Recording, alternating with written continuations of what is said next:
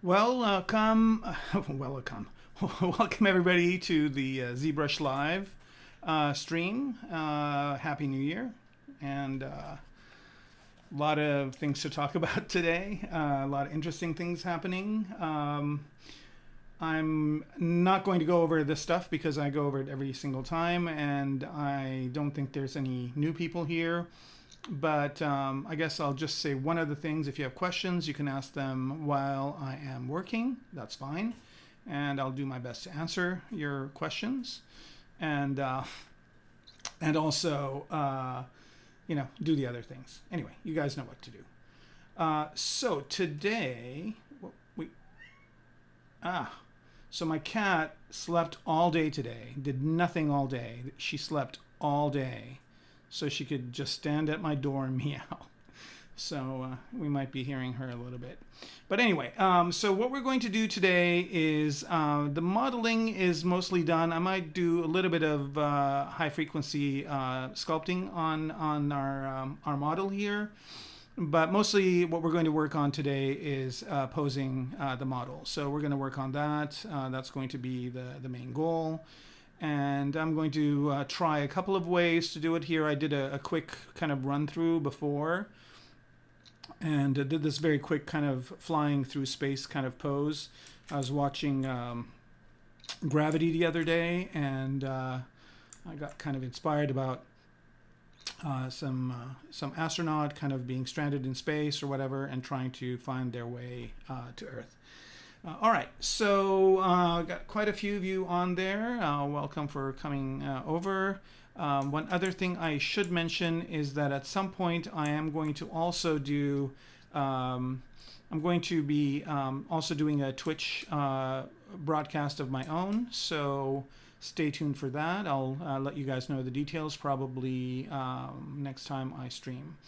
But other than that, if you guys have any questions or so the question was, did I sculpt all the hard surface parts? And the answer is yes, and some of it, and some of it are just kit bash parts, and we'll talk about that in a little bit. But yeah, so Jin, and thank you for having a pronounceable name. I encourage you to, and I guess this is a good time to do this. I encourage you to, if you want to know how those hard surface parts were done, I encourage you to, this is my Instagram page. I encourage you to go to streaming, or ZBrush Live streaming. And so this is kind of a time loop we're going through here. Hey, check this out, going into infinity. But basically what you should do is just look for presenters. So if you click on presenters, you'll see a list of all the awesome presenters that stream on ZBrush Live. And if you go down, you can find me. When you click on my name or my picture, I guess, you can go down here and there's all my social stuff. But as you scroll down, you can see history of all the different streams that I've done. And it looks like they are missing a few, so there should be a bunch of these. I don't know if this is let's see, broadcast from Pixelogic, featured recent broadcast. Okay, I don't know how this works, but it used to be temporal, but now it seems like it's kind of based on popularity or something. I don't know. Maybe they're working on a new version of this. But basically, it should show all of my streams that I've done for Pixelogic here. And over on the first page, it should just have them listed. So here, I have a couple of this one, but not all of them. Another thing you can also do, and that's why I'll always have it ready, is if you go to Pixelogic's YouTube channel. So if you go to Pixelogic's YouTube channel and you just look for my name, or you could also just click on videos over here and chronologically just try to find the different videos. So here is the last one I did for the year. And then you can work yourself all the way back. So here's another one, here's another one. And I think one of the episodes of this season, I did a monster for Halloween. So there's one that's going to be like, you're going to be like, what is this all about? that's kind of not part of this, but it also uses some of the techniques I'm using in this stream. So I think it's this one. I'm not sure. But anyway, so that's a way you can find them, is just kind of scroll down and find them that way. And hopefully at some point I'll let the folks at Pixelogic, or I keep saying Pixelogic, now they're Maxon, and that's going to get some getting used to. I wonder how many times I'm going to say Pixelogic until I stop saying it. But anyway, you can see all of the different ways of different stages that we've gone through, and you can see how I did the hard surface parts. So that's a long way of answering that question, but the short answer is yes, I did do a lot of them in ZBrush. Some of them are kit bash parts. So for example, if you see this buckle over here, that's a kit bash part, and this part over here is a kit bash part as well. But most of everything else, the helmet, all of everything else is basically done in ZBrush. So, so yes, ZBrush is an awesome tool for doing both hard surface, organic, whatever kind of sculpting and modeling. And yeah, so that's that. And let's see what else. So I just loaded this up so I could just kind of show you a render of one of these, but I'm actually going to go ahead and open up a stage that I saved before, because I'm going to go through that stage and show you guys how to get a model posed in ZBrush, and not do it in ZBrush, but get it ready and get it posed in, well, we're going to use Mixamo, and I'm also going to use Maya for this, but the point that's important is how to figure out how to do this in ZBrush before you get it over to the other applications. So let's wait for a few minutes.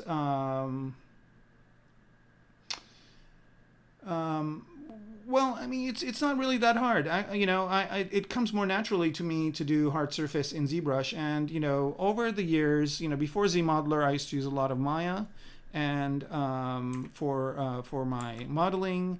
And as ZBrush is introducing new and newer features like ZModeler and some of the additions to ZModeler, it's getting to be really a great hard surface or modeling and hard surface modeling tool. But also I'm learning a lot of other techniques too from other amazing ZBrush artists on how to get things to look more hard surfacey. Okay, so I don't know if that's an actual term, hard surfacey, but that's it. So one other thing I'm going to do here real quick is to make my document a little bit more or a little less pixelated, I guess. Yes, I want to resize the document, clear it, and do this, and a half it. So now this little thing that I did just makes it less pixelated for you guys. Okay, so just kind of going through and explaining what's going on here. I have a model here that has, what did we end up with? 49 different subtools, right? So, starting from the body, which really the only part that's going to show in the body is going to be the head, but I like keeping it in there just to kind of have it anatomically be there. When I pose it, I can always go back down to the body and see if some of the anatomical parts are where they need to be. So body, eyeballs, eyebrows, makeup on top of the eye, then there's the costume, and the costume or the astronaut suit is one piece. But what I've done here is I've taken this one piece and made it put some different materials on it. So it's got 3 different materials on it, and the reason, or actually I take that back, it's got 4 different materials on it, and the reason why I do that is because I'm going to be taking this into Keyshot, and when I take it into Keyshot for rendering, I can just apply material to wherever a Keyshot material to wherever the ZBrush material is. So I don't have to break this suit up into 3 different parts. And I don't want to do that because it's kind of a one-piece spacesuit, so I want to keep it intact, right? And then I have this thing in the back, and if anybody wants to know how this is done, I can show you. It uses my brush that I sell on Gumroad. Well, actually, I should mention this as well. This would be a good time to do it, and that is here. Let me find my window. Where are you? Here we go. All right. So if you want to, by the way, if you guys want to see my work, I have a website, Kermaco.com, and it's slowly moving over to ArtStation. And I'm New Year's resolution. I'm going to get it done this year. And so if you go here to my Gumroad, right? If you click on my Gumroad, it takes you to my Gumroad page. And I've got 3 items. I'm going to be adding more at some point. Some of them are nearly done. Some of them I have to create the promo materials for. It's kind of hard to do this as one person, but you know, that's how it goes. So I've got a free version of these primitives brushes that you can get for free. You can just download it. I also have my UI colors. If you like the way my UI looks, you can get the colors. The UI itself is pointless for me to give you because I change it all the time. I don't know if you guys noticed it, but I've already changed it quite a bit since 2022 came out, and so that's that. But I also have this one version that is $2.50 that has all the primitive components, IMM pieces that this one does, but it also has some extra ones. And the reason this that I told this long story is because I used one of those parts to do this kind of mesh back to the oxygen tank. So this is kind of what that looks like in the back. So it kind of, the form language of it works with these kind of things on her shoulder and on her knees. So there's that piece. And then I'm not going to go through all the different pieces, but they're all of these pieces down to some screws or whatnot that I retopologized in the previous streams. Okay, so the important thing in this process is that if I look at my model right now, if I look at it, it is pretty big. So it's about 21 million polygons, and there's not going to be a way for me to, you know, animate or do anything with that level of detail. So what I have is a lot of these pieces, and I'll just focus on the suit here. I mean, if you look at the suit itself, and I'll solo it out. If you look at the suit itself right here, it is pretty dense. I mean, it is what, 4 million? Is it a 4 million polygons, right? So it is a pretty dense mesh. And if I turn a wireframe on, you can see it's subdivided. I think about 6 times, right? So this is definitely not going to be something that you're going to be able to easily pose or do anything with. So you need it to be lower resolution. So that's why I've got all these subdivision levels. So if I go to subdivision level 1, right, this is what it looks like, which is, and let me turn the wireframe on and turn off poly. And so you can see here that now this thing is only almost 3,000 polys. And that's something that can be, that can work, right? So it's not as obnoxious as what it is at in level 6, which is, you know, 4 million. Okay, so all of the pieces, all of these different pieces have a subdivision levels on them. Okay, so all of them have subdivision levels on them, and all of them have subdivision levels on them, and all of them can be taken down to a lower subdivision level. So here, if I click on all low, right, it puts everything down to its lowest subdivision level. Some of them are denser than others, right? But overall, I need to get the number of polygons, the total number of polygons, down to a lower number, so it is easy to pose and manipulate in other programs. And even if I was to do it in ZBrush, I would probably want it to be as low res as I could get it, right? So I just went through and, you know, either zero meshed, or some people like to decimate these pieces, so they want to get them at a lower subdivision level. Okay, so I'm going to go ahead and shift everything back to the highest subdivision level. So again, all low, all high are really good for that. I see a couple of questions coming in. Let's see anything interesting. And yeah, Yeah, Batcat, you know, I used to do the same thing. I used to bring in box models from Maya as well. And I've been a ZBrush user for a very long time. So I know what that's like. I know it's a pain in the butt sometimes. GoZ made it easier, but still, you know, I kind of feel like whenever I go into Maya, I am not as creative as I could be. And in ZBrush, I tend to be very, very creative. So I like staying in ZBrush as much as I can. So yeah, and there are ways you can learn how to model in ZBrush. It's you know, I mean, it takes a different approach than it does in Maya. You definitely need to kind of you know, get a shift of your mind to do it. But I find myself doing that a lot by shifting to, like, if I use a Moai 3 or Moai 3D. I definitely have to think in terms of NURBS and in terms of modeling that way. And when I'm using ZBrush, I think a certain way. When I use Maya, a certain way. So I basically have to kind of, you know, shuffle in and out my muscle memory and my workflow to deal with that. How much RAM do you need? I would say, you know, if you have 32, you're okay. You know, 32 gigs of RAM should be fine. I had 32 when I started out with my machine, but at some point I upgraded it to 64.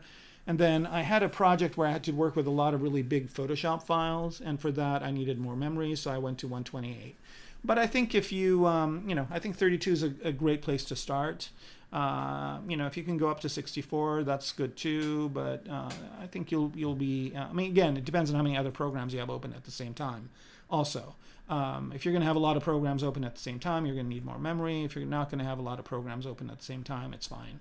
I've got a portable machine that I use when I go on jobs, and that has 32 on it, and I do okay. And I sometimes have that, Photoshop and Maya up at the same time. I just have to be economical about what kind of big files I load in each one.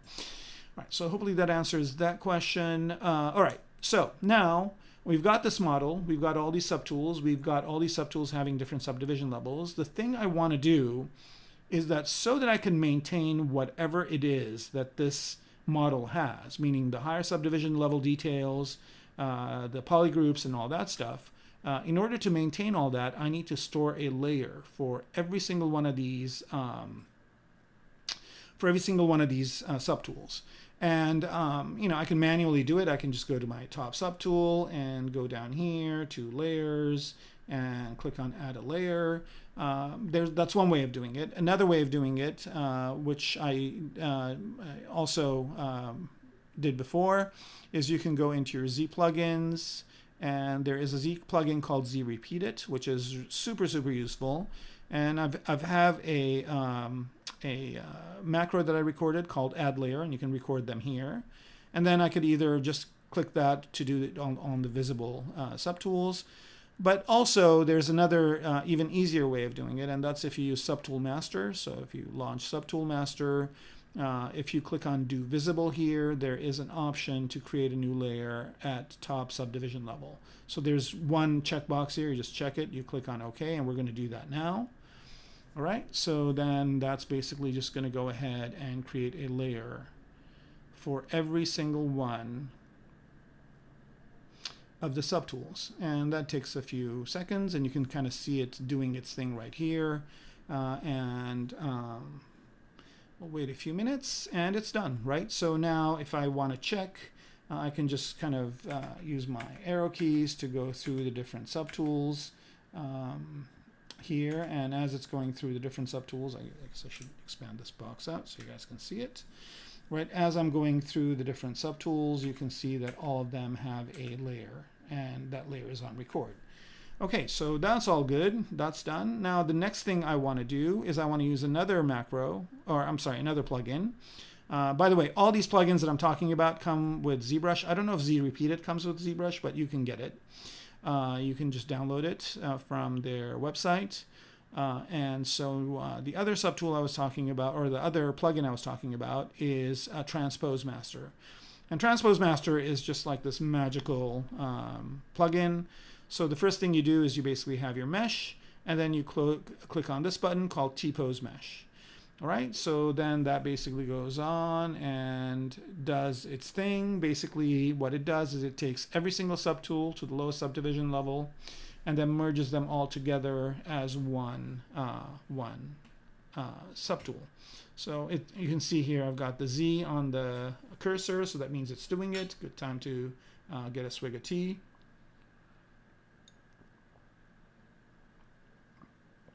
And before I can finish drinking, here it is. Right, it tells you how long it took. A little bit of a humble brag there. It took no time to retopologize this really kind of dense mesh into this. So this is the lowest subdivision level, and here if I turn on my grid, I can see my grid on the entire model, and since it's all one subtool, right? And it called it T-pose 9 body, so all's good. And at this point, it's a good idea to just drop a save of your project, right? Because you're probably going to want to do multiple poses. If you do, then this would be a good time to just do a quick save of that model. So I'm just going to do that and let it do its thing. And while I'm doing that, if anybody has any questions, now would be a good time to ask. All right, so now I've got two tools. I mean, I've got a bunch, but the main one is this one right here, which has got 49 subtools, and that's the one with the high detail and everything like that, and also the layer that's stored for every single one of the subtools. And then I've got this one over here, which basically is what we are seeing, which is just the T-pose mesh, which is the lowest subdivision level of all of the different tools. And as you can see here, some of them are a little bit denser than others, but you know, whatever it is worked. So I'm just going to leave it at that. And it didn't, you know, it gave me some issues before, and I had to go in and reduce some of the subtools down in subdivision levels, or, you know, retopologize them. But it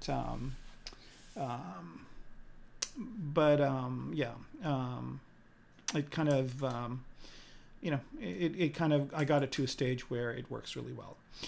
All right, so at this point, I'm ready to start posing. I could either pose this in ZBrush, and there's a lot of different ways of doing it. And I think Dan CE, I think you're mentioning about drag masking is difficult. Are you talking about posing with masking? I'm not sure. Maybe you can come back. You know what's kind of interesting is that every single one of these streams I start, I usually ask people, are you hearing and seeing me okay on all the different services? And I've only gotten responses back from YouTube people. Can people on Twitch see me? If anybody is on Twitch, can you just let me know if you can see and hear me okay? And if you are also on Facebook, can you please let me know that you can see me and hear me okay? That would be awesome. So we can make sure everybody's seeing and hearing this correctly. Okay, so, and if the audio is good. Last time, people said that I had music on, and people said it was okay, but then when I watched the stream again, it kind of had weird kind of noises. So, yeah, so we're good on Twitch, we're good on YouTube, and I'm sure if both of those are good, usually Facebook is good as well. All right, so now we've got all this. Now what I want to do is I want to export this model, right? So, so two things to make sure is that make sure that under here, and now it's kind of a universal setting. It's not in here, but they basically, it used to be here in this menu. So if you got anything before ZBrush 20, I want to say 2021 point something or another. If you have an older version of ZBrush, what I'm about to do is going to be in this export rollout. But now they put it under preferences and export, which is a godsend. I've been asking for that feature for a long time, and it's finally here. So where are you? Under import export, I guess. Import export, there it is. And if you go under export, make sure that you have, where are you? This GRP button should be off, right? This is useful if you want to export your subgroups. I'm sorry, your polygroups as different parts, but you don't want to do that. You want to export this thing as one piece. And it is also, I think it's all one polygroup anyway, so it doesn't really, no, it's different polygroups. Okay, so here, yeah, you definitely don't want to export these as different polygroups. Okay, so now you're done. You just go over to here under Tool and Export. and export this as an OBJ file. So I've just got a folder here where I'm going to be putting this OBJ file, and it's going to be called tpose9 body.obj, and I'm going to go ahead and save it. So now that that's saved, right, now I've got this model exactly the way it is, saved out as an OBJ file. So now I can go into, and I'll go into Maya first. Let's do that first, right? So here I'm in Maya, and I'll just go ahead and import. So file import. Oh, didn't want to do that. Get out of there, and want to go over here and go under OBJs and bring this in. Okay, and so now I've got this loaded into Maya, and oops, should use the other. Here we go. I've got this in Maya now as its own object, and it's all just one object in here in Maya. And Maya has an interesting capability, and I think Blender has a similar thing, which basically is quick rig or auto rig, or they all have a similar kind of name. So here, if I just go under rigging and go under, where are you, skeleton? Quick rig, I guess it's called here, and I think it's called auto rig, or it's a, I don't know if it's a plugin that comes with Blender or if it's something that you buy. Because with Blender, you got to buy everything. It's like, you know, I mean, it has a lot of stuff in it. Don't get me wrong. It's pretty awesome. And then you got to buy some plugins, but the plugins are awesome too, and they're worth what you pay for them. So, like Box Cutter is pretty good. But anyway, so here I'm selecting my model, and I just click on this one button, Auto Rig, and I've got it on one click. So I just kind of sit here, and I don't know if that actually took. Yeah, it did. So I just sit here and wait for a few minutes, and then Maya thinks about it and automatically puts a rig on this model for me. So here we go. There's the rig, and then it fits it to the body and gives me an entire control rig as well. So it's done. Now the good news about this is it's pretty awesome that you can do this in one shot.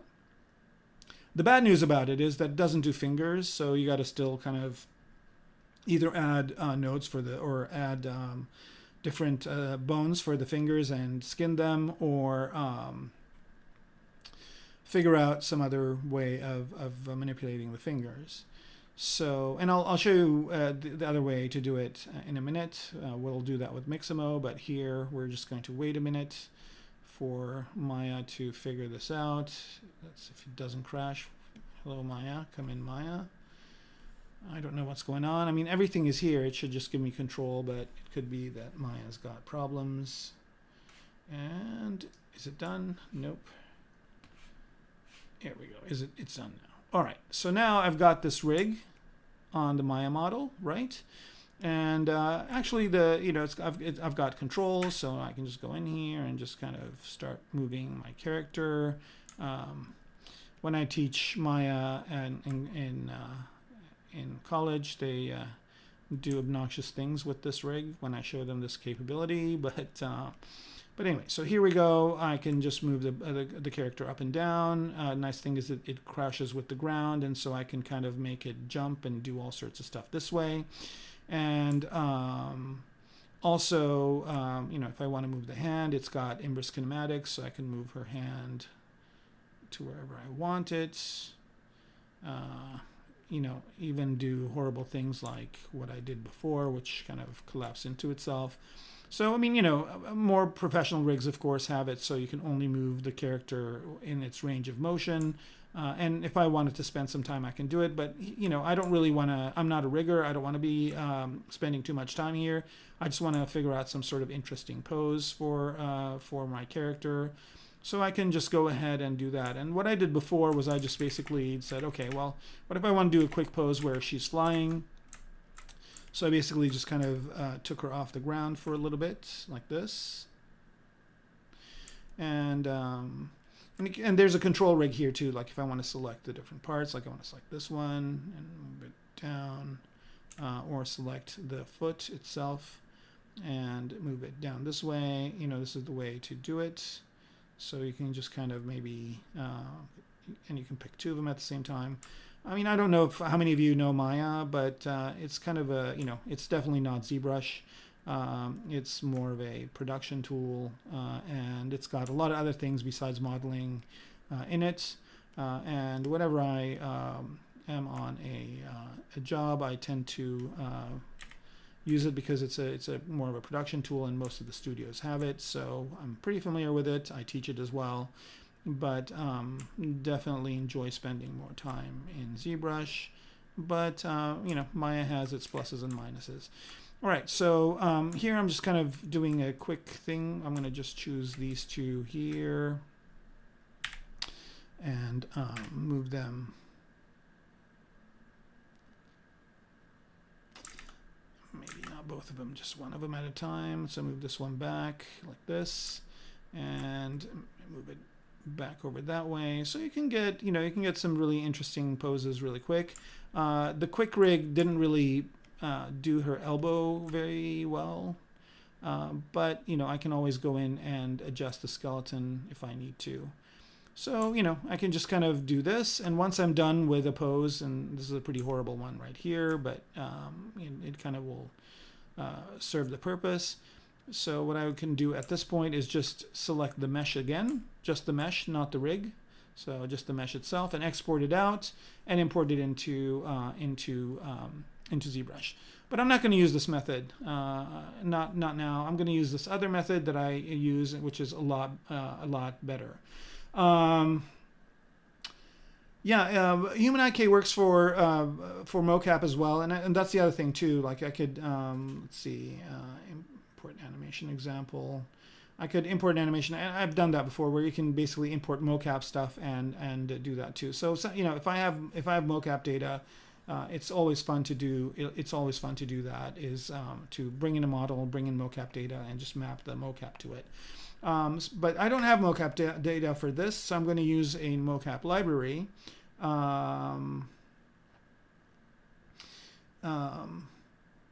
All right, so Squirt is telling me that it takes, the Blender does this better. Yeah, I'd be very curious to see how that is. What do you use Blender vanilla, or do you actually use a plugin to do the rigging? Squirt, let me know. Okay, so the other thing is the other way to do it, which is my preferred way of doing it. Nowadays, I've been using that quite a bit, is to use Mixamo. And I'll go ahead and bring my browser up. So Mixamo is this free service from, I think, Adobe. And what you do in Mixamo is you basically, and I've got it loaded up here, but I'll go ahead and show you how to do it as well. So you click on Upload Character, and then you drag and drop that. And I'll go ahead and do it again. It's going to take a few minutes, but that's fine. So then you basically just go in and you drag and drop your OBJ file that you exported out of ZBrush. So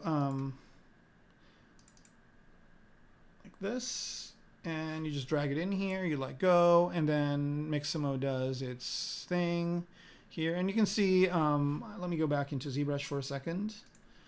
This model that I have is actually pretty dense too. It's about 647,000 polys, so it is not a light model, but it is something that Mixamo can handle. I don't know what the limits are, but it does it really well. Okay, so you basically, Squirt, you're saying that you manually rigged it? Okay, sure. All right, so, okay, so there it is. Then it basically goes ahead and does this thing, processing the character, and this takes a little bit of time right here. So I'm going to let it do its thing while that's happening. I'll go ahead and answer some questions. Can I suggest a good course, school in Europe to work in video games, cinema industry as a 3D artist? Okay, so Mr. Sky 89.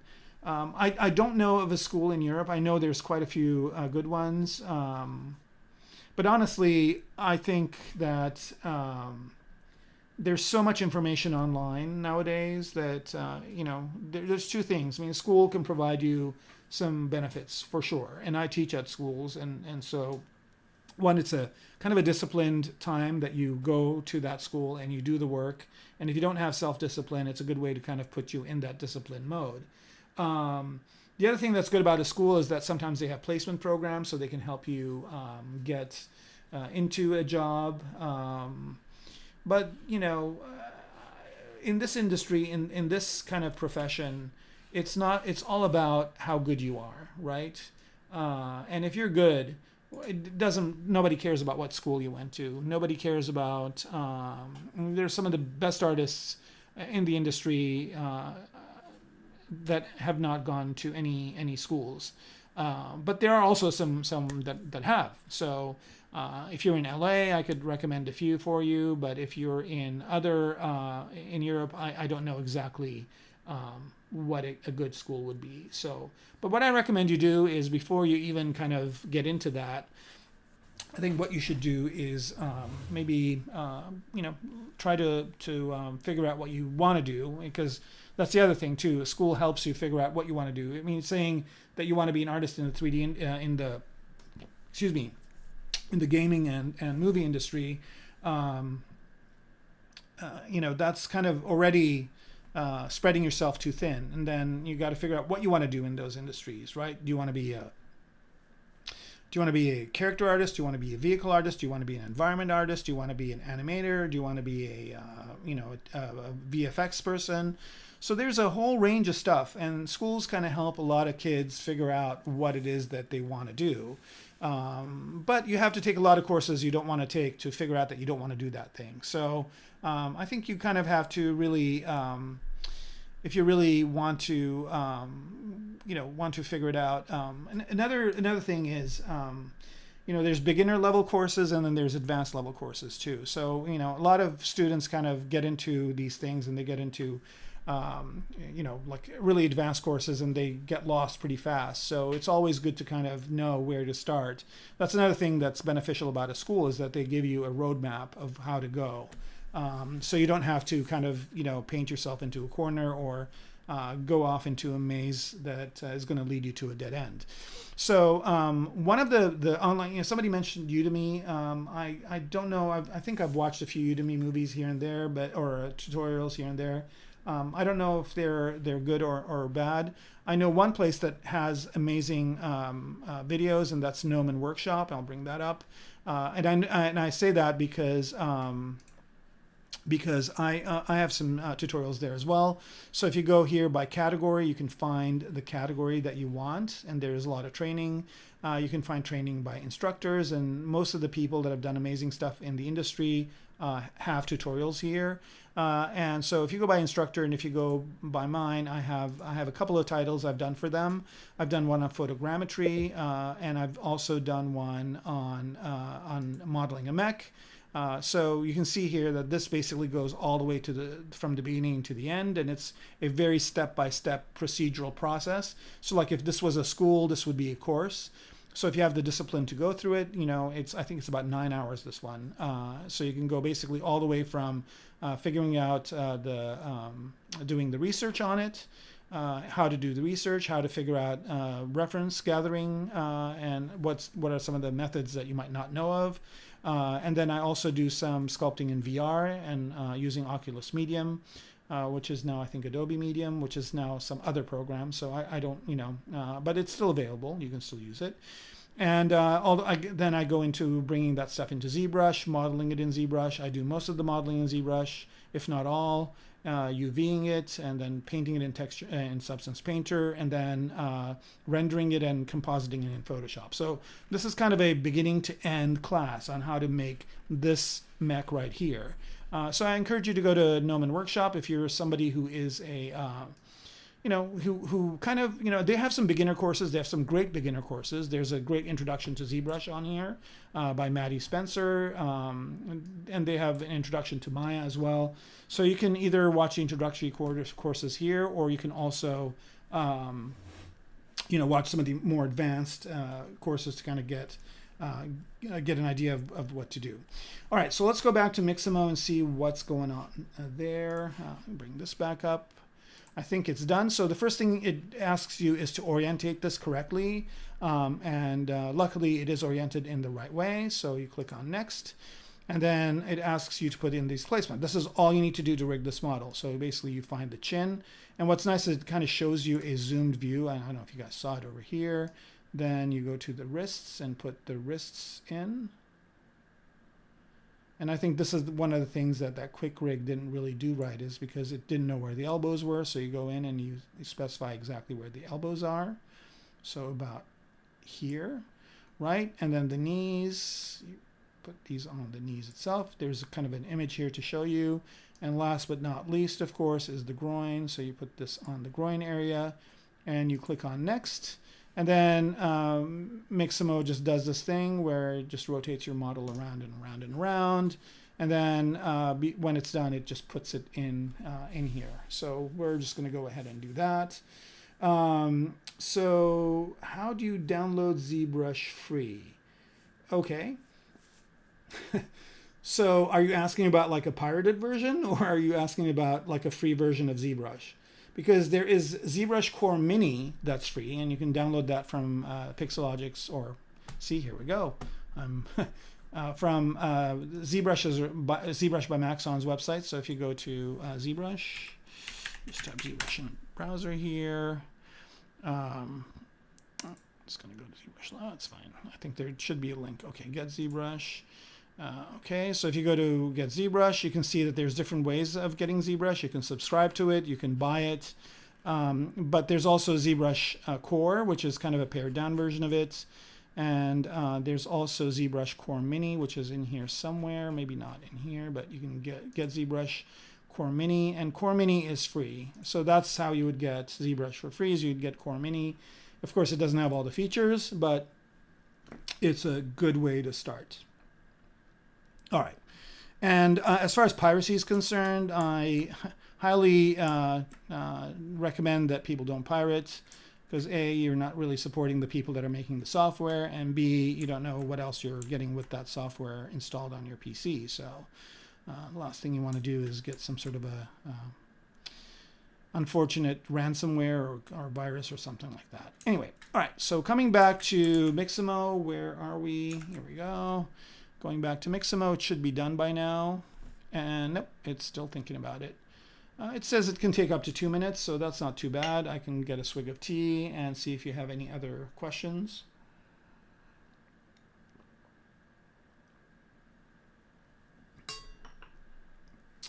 I'm surprised nobody's brought up the Maxon thing.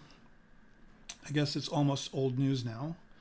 But yeah, some of the things that happened since my last stream is that the company that makes ZBrush got acquired by another company that makes Cinema 4D and also have Redshift, I guess, as a renderer in their portfolio. So ZBrush is part of a bigger company now, and there's been a lot of discussions about it online. So, all right. Nobody is asking any questions. That's good. Today's stream is going to be more of this kind of stuff, which is, you know, I don't really enjoy doing this as much as I enjoy doing the other things I do, which is modeling and sculpting. But, you know, this is not actually that bad. Yeah, you can do clothes with ZBrush, sure. It's got a cloth simulator. I mean, it's not Marvelous Designer by any means, but for me, I was kind of glad when they added all the dynamics features in ZBrush, because I could do pretty much everything I need to do in ZBrush for clothing. So yeah. All right. I guess while this is happening, I can kind of quickly go into and show you that. So for example, here, if I have a character, and I'll just go ahead and pick her right here, copy, and paste her into another place. Okay, so suppose I've got this character and I want to put some clothes on her. Delete that. Okay, right. If I want to put some clothes on her, there's a where is it? A light box. go into Spotlight, and they've got a Spotlight for just clothing stuff. Where are you? Go there. I don't know why. Oh, here we go. Picked the wrong one. All right, so like if I wanted to maybe put a shirt on her, or maybe some shorts, or let's do a dress. How about like a dress like that? Okay, so I'm going to go ahead and pick this dress right here, and this dress kind of. Here we go. How about this one? Or this one. I like this one. Okay, so let's do this one right here. Drag it over on top of where she is, and I'm going to change the size up to maybe something like that, maybe a little bit more, and you want it to be a little bit bigger than her size, like that. And then I'm going to make that into a 3D object. Now this is not going to give me exactly what I want, but it's going to give me something. Okay, so get rid of all this. So it gave me this kind of big box that she's in. And what I want to do here is I want to create an area for her neck and everything, and her arms. So I'm just going to go ahead and bring this up. Now it didn't give me subdivision levels this way, so I can add them myself, and I could have done it when I did this, but it's cool.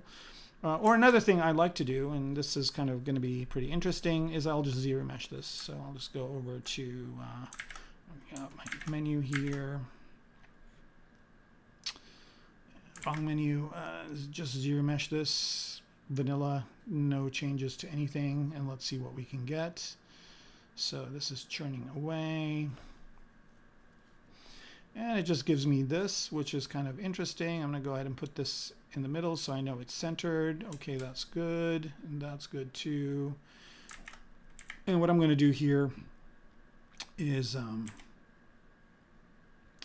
move this over this way, like that. And I just want to create like an area for the neck and the arms. So I'm just going to go ahead and put transparency and ghosting on. This is, you know, Paul calls these things tangent alerts, so that's kind of what I'm doing. I'm completely going off on a tangent while Mixamo is doing its thing in the background. I'm going to solo this out. So just kind of create the area for the neck and everything, and so that's good. And then what I'm going to do is I'm going to polygroup those. Of course I didn't have symmetry on, but no problem. Marin Weldex, of course it's the other side, always on the other side. Okay, and what I want to do here is I want to get rid of those delete hidden, and I want to kind of get rid of this bottom part, so I'm going to use the handy dandy knife, get rid of that bottom part, and delete hidden there as well. Now that I've got this kind of box dress, this Gumby kind of looking dress, what I want to do here is just a couple other things. Just go here into geometry and go to edge loop, and let's go ahead and add some loops on the end of this. So edge loop, where are you? Nope, group loops, sure, let's do that. Let's do 3, bam, there it is. So that kind of creates a smoother kind of transition. And I'm going to just take this and zero mesh this whole thing one more time. So I get,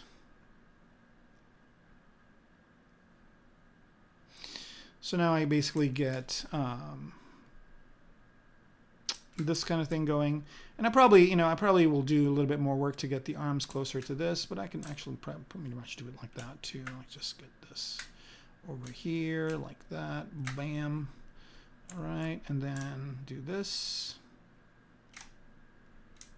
I'm just going to use the knife here to just kind of create a little bit of more of a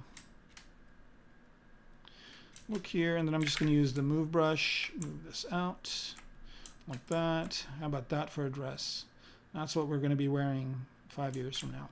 All right, so I guess let's say this is the dress, and you know, I can just go ahead and mirror this, make sure it's mirrored, And then the other thing I'm going to do is ZBrush it one more time. I don't need polygroups or anything like that. So this is kind of the basics of the dress. And then all I need to do to get this to work is just go into Dynamics, which is up here somewhere, Dynamics. And I'm going to create a collision volume, which is her. I need it to be closer to her, so maybe 0.1. I'll recalc this. And I have gravity. It's a little bit too much. Let's go to maybe 10. It was 10. Let's go to 2. And let's just run that simulation. Okay, so that's not working too well. The gravity's way too high. So let's go to maybe 1. And I mean, you can either just run the simulation, and I'm going to also have it contract.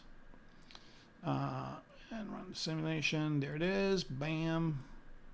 Right, and then I'm going to also have it not contract now, but expand and run that. All right, there you go. Dress. Bam. Done. Okay, and just hit it with the smooth brush a little bit. And if you want to manually manipulate this, there's a bunch of cloth brushes as well. I'm totally going off on a tangent here. Completely not what I wanted to do, but why not?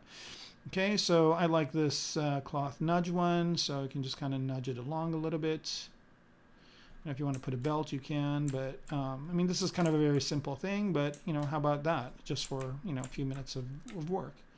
And remember when I showed you that spotlight, there's all sorts of stuff. There's bathing suits. There's, you know, a lot of clothing that you can bring in here and just do this exact same thing. Okay, so hopefully that answers that question.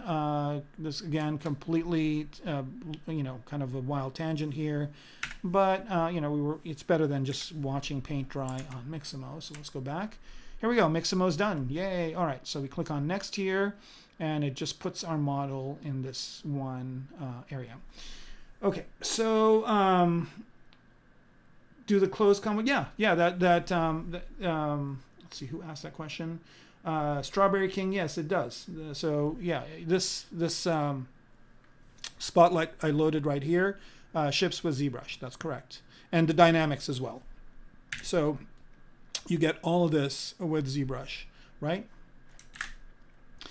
Okay. You can have it have thickness, sure. All you got to do here is just go into Dynamic Subdiv, right? So Dynamic Subdiv under Geometry, and you can turn this on. You don't want it to be smooth, but you want to have it. You want to give it some thickness. So here it's got thickness now. And if you want this to be a really thick dress, you know, here we go, pillow dress. How about that? It's going to be on the Paris.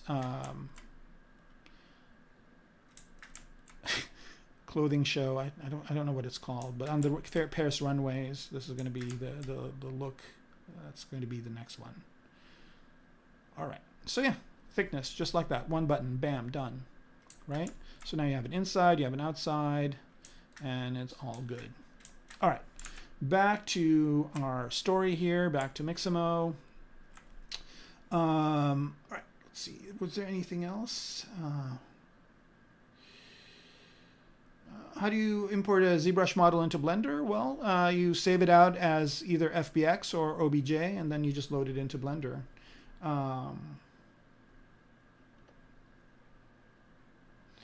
Yeah, you can do that as well. You know, I would save it as FBX and load it into Houdini. I'm not a Houdini guy, so I've never even loaded it once. I know it does amazing things, and I know a lot of friends of mine that are Houdini experts. But you know, it's never been my thing. Okay, so here we go. I've got the model here in Mixamo, and basically this kind of has a similar navigation to Maya or whatever. There's the model, and it loaded all the things in here. And so now there's all this mocap data that's being applied to people. So if I want to find ones that are flying, let's say, I'll just type it in here, fly. Okay, so there's a flying pose right there, bam, done. And notice here it just went off the camera. So if you don't want to do that, you can just do this. So here she's flying, right? So there it is, right? And hey, I kind of like this animation, so I'm just going to go ahead and download it. So you download it as FBX with the skin, of course. You definitely do want the skin, and you click on download, and then it basically takes a minute to think about it. And and it brings up a dialog box in which I can go ahead and save this in here under character.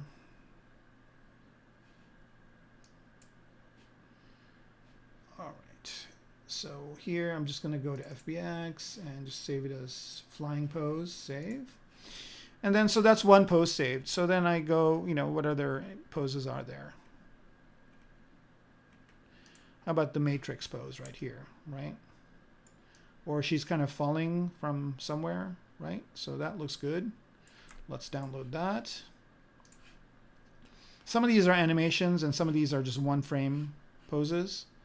So once again, just go ahead and save that. It'd be nice if these things remembered where you, how about that for somebody on a spike? Nope, not going to do that one. There's this one, maybe she's hopping in space where there's low gravity. Here's this one. How about this one where she's like, whoa, I'm floating.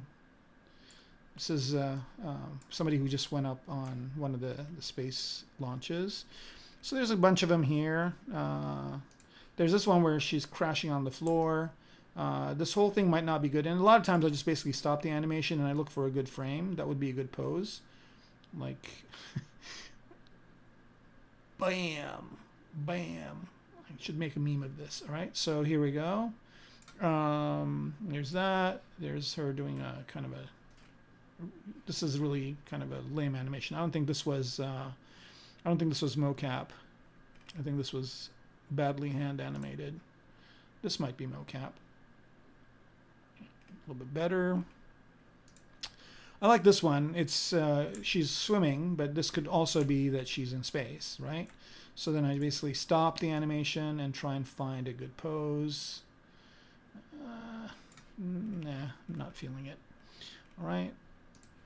You know, there's always this, you know. And what else? What else? What else? Interesting that I put flying. Okay, there's this one. She's trying to balance on a board. So let's see if there's a good pose in here that could work. You know, here maybe she's kind of coming out of the spaceport into space, and she's kind of reluctant. So there's that. And look, it's a whole other page of one thing. So that's one flying. I always like to look at the idle ones too. Idling. Here's one. And this is kind of a neat one right here. But it's got a problem where her arm's kind of going into her leg. I can fix that in Maya or in Blender, but I can do it here too. There's this character arm space, and you can just give it some more space. And it just kind of puts it out more. And then here we go. This looks good. It's kind of a nice kind of, you know, just idle pose. She's just kind of standing there. That's good. Let's download that. Okay, download.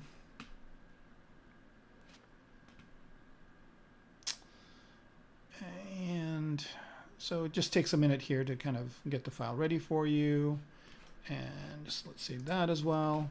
All right, so here's another idle pose right here. Let's go ahead and load that. So all I basically do is just click on this animation over here. So this is really not going to work for me because look, her chest is kind of going in and out, but this is a hard surface piece, so that's not going to work. Let's look at this one. It's kind of a neat pose. You know, just kind of standing there. Good. Let's give it more arm space. Again, I could do all this in Maya, but it's a lot easier. Oh, here we go. I think this is the one I like. And again, you know, you can, her shoulders are moving up and down. You can kind of figure out exactly which frame you want. I mean, you might want to take note of it here. It's only 250 frames, right? You can take note of it here, but I think this is kind of good. Let's download that, download.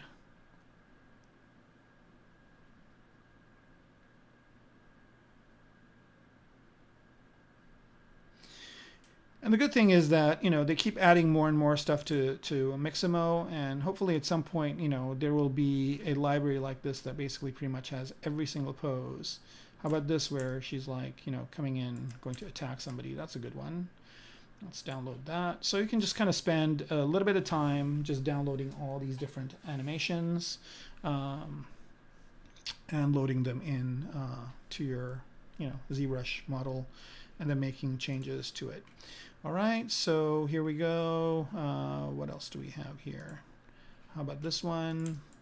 Hanging from something in space. It's okay. But notice that what's nice about Mixamo is it does, I mean, it's kind of messed up here. Her thumb's going through her finger, but it does do a little bit of good stuff. I wonder what, and there are all these different settings here. I don't know what overdrive does. Let's just max that out. I don't know what that did. The swing, maybe the swing is back and forth. Yep. Body extension. Let's see what that does. Oh, yeah, look at that. It's kind of a whole different thing. And arm space, let's bring that up. Yeah, this could be kind of a spacey thing. I don't know. The arms are kind of funky, but the rest of the body's kind of cool. All right, well, we're not going to do that. There's this one, you know, everybody was kung fu fighting. This is a good one. I don't know what overdrive does here. Let's see. Nothing much. All right, here if she has a rifle or a gun or something, there's a nice pose for that. But this is not going to be a violent one. This is more of a space explorer kind of person. There's this. Yes, Sean, definitely. That's what we're going to do next. So here you can see there's a bit of a problem where, like, if I did this one, if I go here, like, there's a issue with the skinning over here, which will not work. But then I can fix that in ZBrush. So not a big deal. All right, so here's a neat one. But she would need to have heels. How about this? Doing the strut, not a very good one. I think we've got enough for now. But I'm just kind of, you know, I just want to go through. And look, notice that I've just done one page. There's 6 pages. I mean, animation, there's a lot of them, but just for the word idle, there were 6 pages of idle poses. There's this one. I like this one too. And let's make this one our last one. But the arm space, let's move that out. That's too much.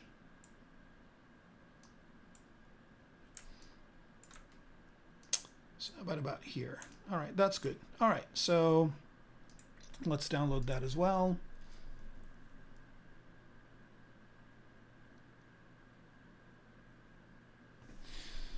All right, and save. All right, so now we're done. I can just stop this. Now what's nice about Mixamo is, like, I'm logged in, so you basically have to create an account. Again, it's free, but you still need to create an account to do it. So next time I go into Mixamo, she'll be there. So if any of the poses that I got didn't work, I can go back and do more. Okay. All right. So now we've got our FBX files. We'll go into Maya. And I know you can import FBX into ZBrush, but you can't import animations into ZBrush. So hopefully maybe that's something they can fix with the new acquisition. Who knows? I have a feeling there'll be some cross-pollination. There should be. Sometimes there are, sometimes they're not.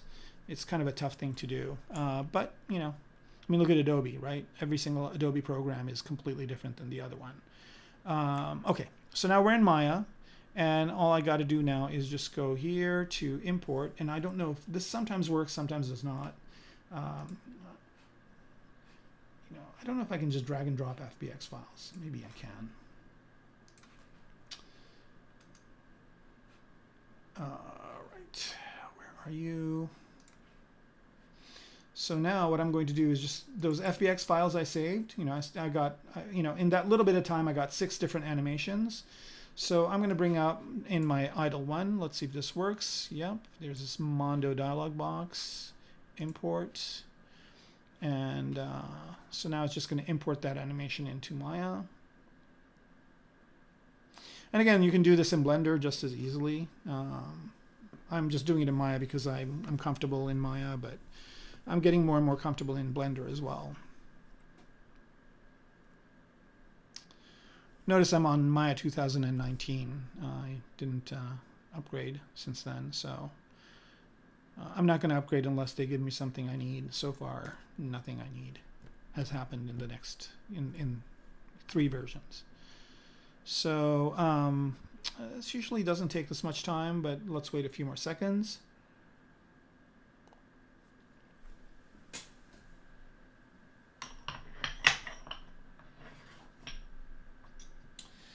All right. right. My cat gave up really early. You know, she usually meows a few times, but I think she was like, yeah, it's this thing again. Okay, so let me see if anybody has any questions in the meantime.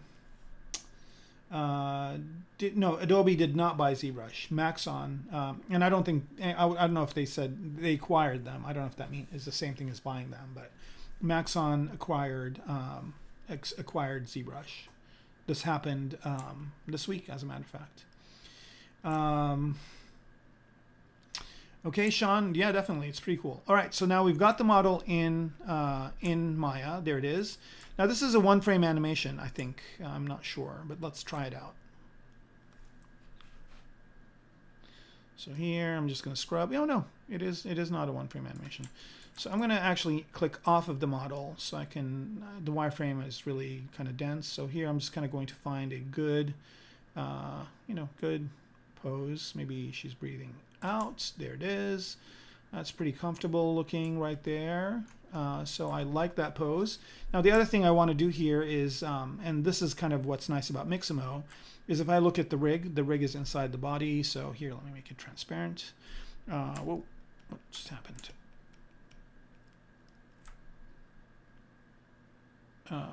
Transparent. No, here we go. I clicked the wrong button. That's what happened. Okay, so now you can see here I've got the body and I've got the rig. And what's nice about the Mixamo rig actually is that it does have fingers, but only has 3 for some reason. I don't know why, but that's okay, right? So here, if I want to make some minor adjustments to the fingers, I can just click on the rig and go up and go to rotate. And if I want that finger to be maybe a little bit more this way, I can. And here I'll go ahead and click on this one, fan it out a bit. There we go. So you can actually manipulate the fingers in from the Mixamo model that it brings in. So it brings in the rig as well as brings in the animation. So notice here that somehow these two fingers will move together. You know, it's not perfect, but you know, it's better than what Maya gave me a minute ago. All right, so that's good. And if I want the head to be a little bit rotated up, I can do that here too. So I'm taking that pose and I'm actually doing a little bit of manipulation of my own. And once I like what I see, I can just select that mesh and go to File Export. I've got a button for it here, and export that as, excuse me, pose 1. Okay, there it is, done. Okay, and then I'm just going to go ahead and I could save this. I'm not going to save it. I don't really need to save it. And I'll bring in, let's see, I have a bunch of other ones. So I'm going to bring in, how about this one? Let's see what this one is, import.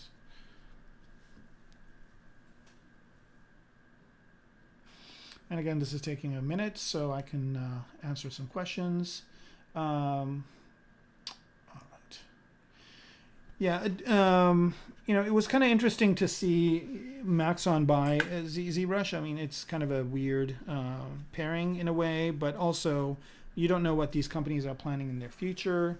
You know, it's one of those things where, you know, this kind of stuff happens a lot in this industry, and sometimes it works for the better and sometimes it does not. So I think I'm very optimistic that this one's going to be for the better. All right, let's see what other things are there that you guys are asking about. How to export PolyPaint texture directly to Substance to save some time with texturing. Okay, Mohit, I'll show you how to do that. Actually, this would be a good time to do it. So here we go. Let's say I want to, you know, paint this dress. So here, I'm just going to very quickly, you know, while we're doing this stuff, I'm going to go ahead and say that the latest fashion is, what is the latest fashion? It's global awareness. So I'm going to put a texture in here, and then I'm going to go to my paintbrush and choose paint, and I'm going to change this to drag rectangle, choose that texture again. Okay, Okay, so now she's got PolyPaint. Oh, I guess I should subdivide this a few times. Right, so there's the dress, and there is the map of the world on the dress, right? So this is kind of the latest thing. Everybody wants to wear the world. The world is upside down here, and let's say she does this, like that. Maybe I should drag this out from here. Oops. Okay, so now if you want to export this PolyPaint, you can't do it as PolyPaint.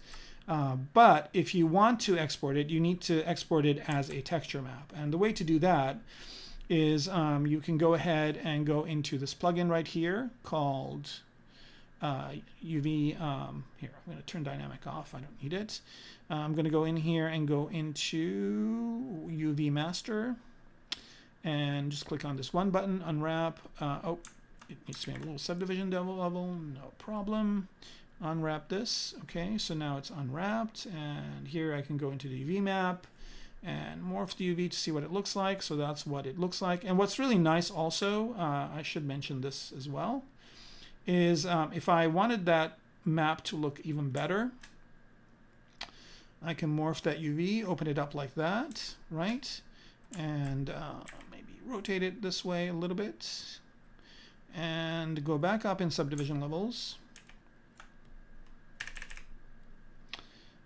What did it say? Oh, all right, no worries. We'll morph it back and go up in subdivision levels before we do the morph UV. Let's go up to 3. Let's divide it one more time just for kicks, and then morph it then. So now it's morphing the high-res version. Okay, and I'm just going to rotate this a little bit like that. And let's go back to our paintbrush, and now I can just do the whole world painting bit like this, right? So now it basically works even better, right? So there it is, and then I'll morph that back onto her. All right, so she's got the world pattern on there, and I've got UVs on this thing, so we're all good. And what I'm going to do next is just go to texture map, right? And I'm going to create a texture from PolyPaint, and there it is. So now I've got this on the UVs, and now I can take this into Substance Painter and load this UV map, and then maybe paint on top of it or do all the fun things I do in Substance Painter. But that's how you do it. Hopefully, Mohit, that answers your question. Okay, let's go back to Maya here, and yep, this was the matrix pose right here, which is kind of cool, but I don't really like the orientation, so no worries, I can just select it, and I'll select the rig as well, and rotate it this way. And maybe here she's kind of falling out of some sort of a hatch or whatever, or a space door, and going off into space this way. So here's an interesting pose right there. And again, the fingers look good. The only thing I don't really like is that this here is really kind of squashed up. So let's see if I can go back into transparency mode here, select this node, and rotate it up. Okay, and so that kind of looks better because she's got this kind of hard surface part here that's being squished, so this kind of maybe puts it more at a normal angle. Here we go, maybe like that. And what's going on with the stomach? Oh, this is really jumbled up over here, so that's not going to work. So let's go ahead and fix that as well. This isn't it. Maybe this one.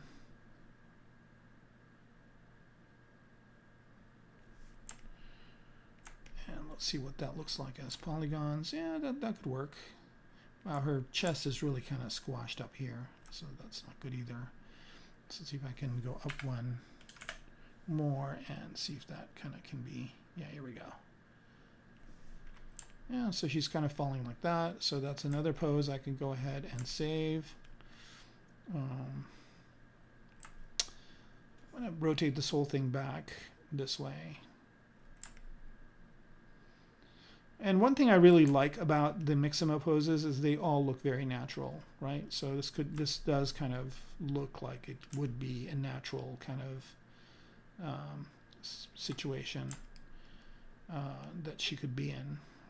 So I'm just kind of doing a quick look here. There's a little bit of crashing into itself, so let me go back in and fix that. So you do have to do a little bit of tweaking here in the rig, and again, you can do this in Blender, you can do it in Maya. If I had Cinema 4D, I would probably know how to do it in Cinema 4D too, but I've never, I think I tried Cinema 4D once a long time ago, but I'm sure it has rigging tools as well. All right, that looks a little bit better. All right, so now I'm done. Just export this as the second pose. And I'm exporting these out as OBJ files, by the way. So pose 2.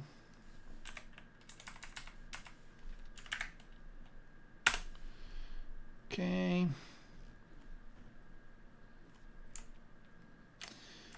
Shall we do one more? What do you guys think? How are we doing on time? We can do one more. All right, so I'm going to go ahead and do this, not save it. And I think this was the dynamic pose. Let's do another idle pose. How about just this idle one? We can do the flying one, but I already kind of did that and showed it to you earlier, so we're good.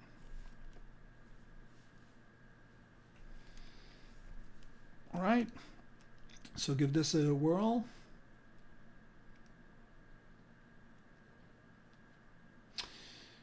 Okay. Sometime when importing a mesh, cause triangle mesh, even if it. Okay. So one thing you need to make sure of is that you know, you need to make sure that your mesh is sound, and this is kind of one of those things where if you did go to school or if you did study, you would know a lot about topology, and you know you should need to make sure your topology is good. And it is important to have this mesh not change as well. So you need to kind of make sure that that is the case, and not you know, not have triangles or not have anything.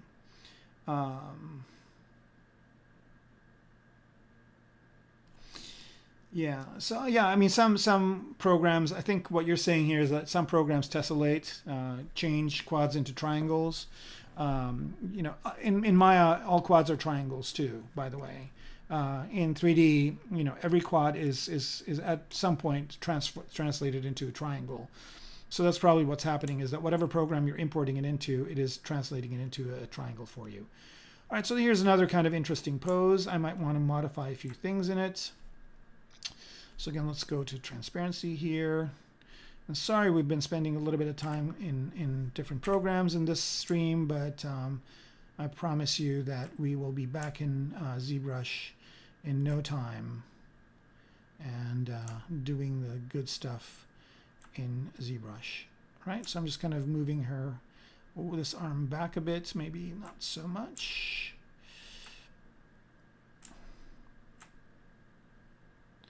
Maybe to about there.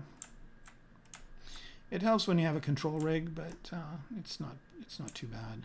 And this one, maybe her arm is up a bit this way and in a bit this way. Right, so it's kind of still an idle pose, but it's not as kind of benign as what was in Mixamo. And maybe take this and rotate it just a little bit. See if it does that rotation correctly. Not bad. And bring it in this way. All right. Yeah, it seems like it would break her arm, so let's do one of these. And do this one this way. All right, so that's good. And so that's another interesting pose right there. And export that. And we are done with being outside of ZBrush for now. We are going to go back into ZBrush in a second and bring these models in. So this is pose number 3.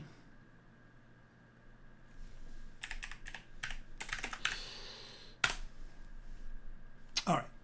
So now we've got all 3 of these loaded in. We can close Maya, adios muchachos, and we can go back into ZBrush. All right, so here is this model that somehow was our tangent, but we can go back to our T-pose mesh. So remember, this was the mesh that the T-pose mesh that we had. So now I can go ahead and import into here. So I just go ahead and click on import up here, and import into here one of those poses. So let's start with the first one. So remember we had 3 poses, so here's one. There it is, right? That looks okay. And suppose this is the one I want to use. So then I basically just go back into, and I might have missed a step here, but maybe it'll work. Let's go to Transporters Master and say T-pose to sub T. Yep, it'll work.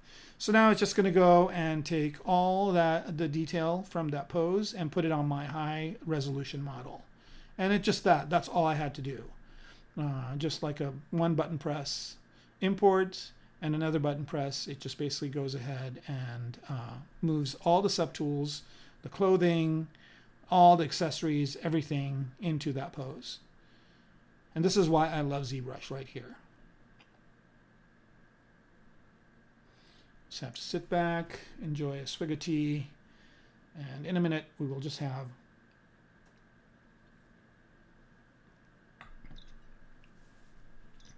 this model posed and ready to go. Right? How cool is that?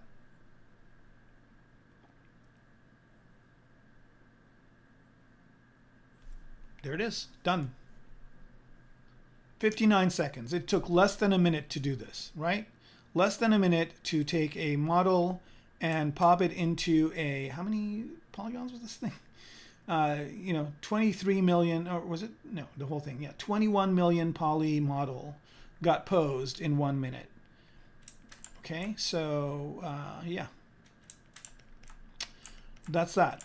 So now I have a good pose for my model, and I'm basically good to go. I can just go ahead and start either doing some sculpting on here or doing some texture painting or whatever, and doing the rest of the work. Now, the thing is, I saved, and we'll do this with all the other poses too, is I got to figure, I mean, this one looks pretty good. I'm pretty happy with this one. So we'll go ahead and quick save it. And then I'm going to bring back my quick save from before this step, and then I'm going to load in another pose, right? So you can see how fast these are going to be. Excuse me.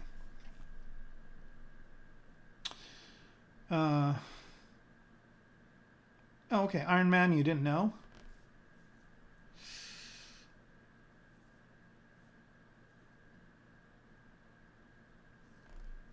Or you knew and you're just telling DD07 wow. All right, so now we've done this, so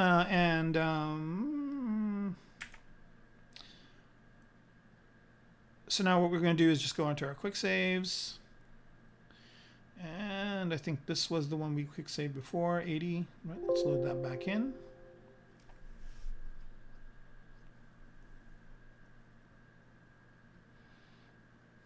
We're doing on time, we're doing good. And then if I finish with this, I've got another kind of thing that I want to do is maybe create some accessories for her to have. And that didn't really need to be on the pose because we can just kind of place those on the body itself. And I don't know if you noticed, but here I've put in these 2 clasps, and that's basically she attaches a belt to that. So, we'll do that next as well.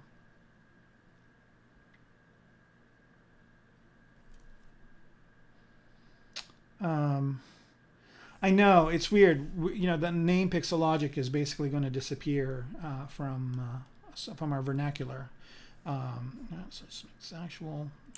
This is good enough. So there we've got back to this pose right here. And we'll go ahead and import. I know, I mean, I've been using ZBrush and calling it Pixelogic ZBrush for a long time, so I have to get into the habit of not saying Pixelogic from this point forward. Okay, import. And let's import pose number 2. And I think this one was a little bit more pronounced. There it is. Took that much time to import it, and this looks okay. Now, there seems to be a little bit of stretching over here that is not welcome. So good news is I can fix that in ZBrush just by smoothing this a little bit and smoothing this a little bit, like so. That was pretty painless. Okay, and just to smooth this a little bit as well. Let's look at everything else. Everything else looks okay. looks a little bit wonky over here. So, oops. I'm going to go to my move brush and just do a little bit of, in the end you are still sculpting in ZBrush, so you can make minor adjustments to this. That looks good. All right, so now we got our look, and all we got to do again is just hit this T-pose to sub T, bam, and sit back and enjoy ZBrush doing the work. Hey Anime Studio EU, how's it going? Welcome to the stream. All right, and there is the character being posed. Bam, bam, bam, bam, bam. All the parts going where they need to go.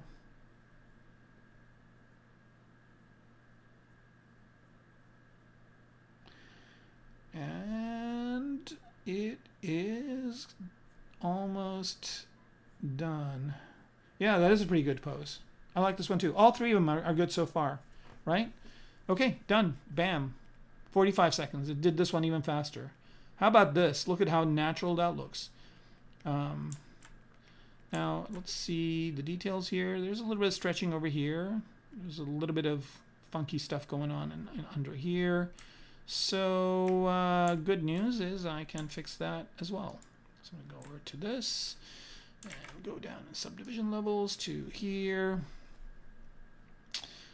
And just tweak these out a little bit. So basically, the skinning was kind of off a little bit. And see, this is why I like to have the body underneath, because see here, it's kind of intersecting in some areas, and I can go in and fix it. Oh, look at this, I got symmetry on. Let's turn symmetry off.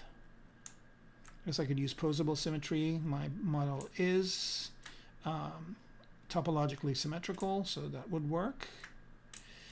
There's that. Okay, there it is. And let's go back up to our subdivision level. Some weird stuff happening in here. I don't know what that is. What is going on down here? Oh, I know what's going on. So basically it stretched the helmet. So let me go to the helmet and fix that as well. So again, go down in subdivision levels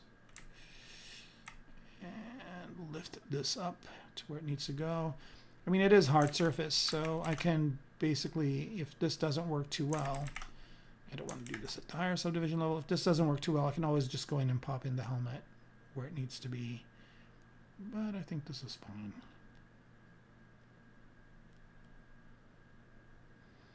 Just a little bit of tweaking here. All right, let's take that up to in subdivision level. And let's take that up in subdivision level. And I don't need the polyframes for now. All right, so there it is. So this is another pose. It looks like there's some funky stuff going on here in the crotch area that needs to be fixed.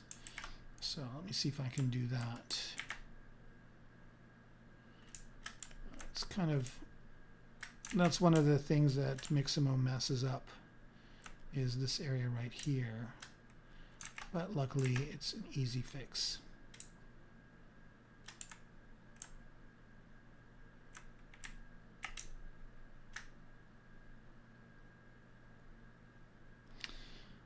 Right, that looks a little bit better. And go back up in subdivision levels.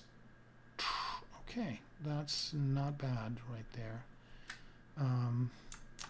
Maybe go down a few subdivision levels.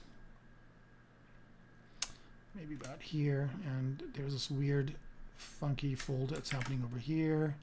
And just fix that. And we're done.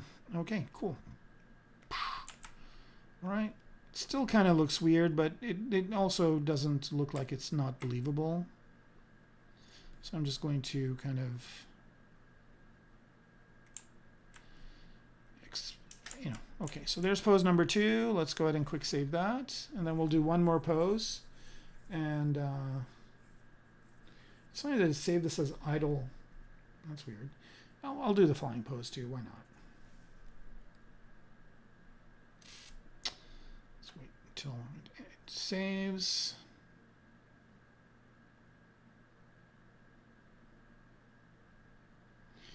Oh yeah, you can sculpt pony characters, sure. I mean, if you go to, I guess I could just jump to that real quick. If you go to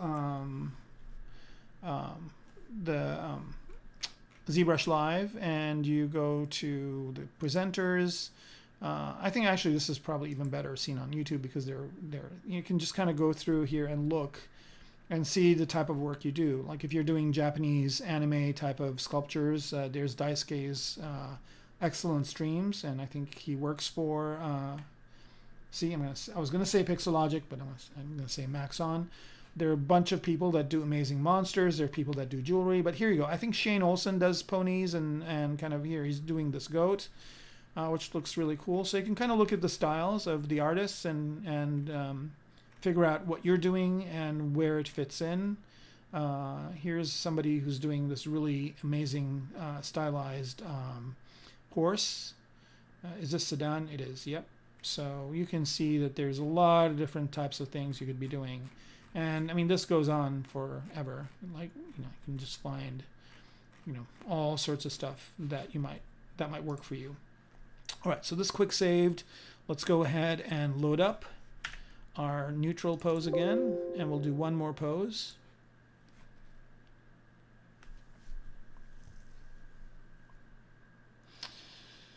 So while we're waiting for this, let's see if there's anybody else that has questions. Iron Man, thanks for that. I really appreciate it. Any other questions I missed up here? Doesn't seem like it. There's quite a few people on today. Wow, that's great. Thank you for stopping by.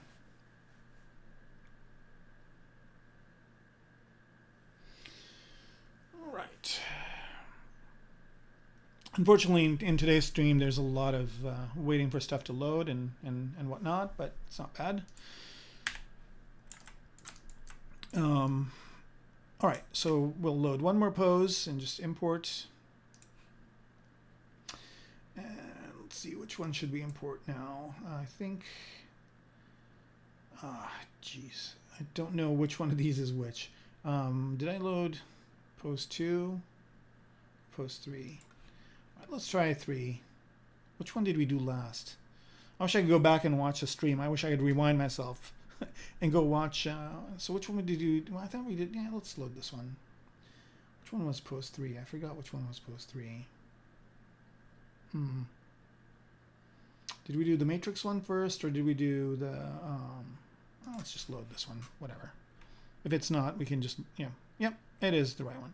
Okay, so here is just another one where she's just kind of standing there. But the good news is I can just go in and load in the other poses. Let's choose 2. And 2 was this one. And let's choose 1, which was this one. All right, and the good news is now this is on the undo stack, so I can go back to pose number 1. I think this is the one we didn't do, right? Let's make sure.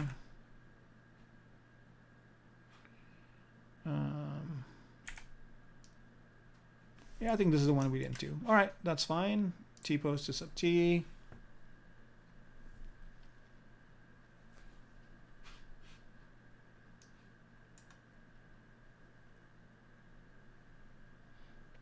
Something stuck in my tooth. Okay, so this is coming together.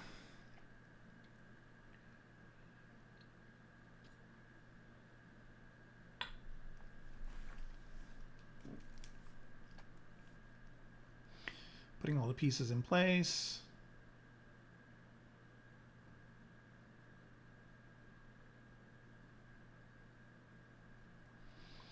All right, so this one's kind of nice too. It's kind of, just standing there.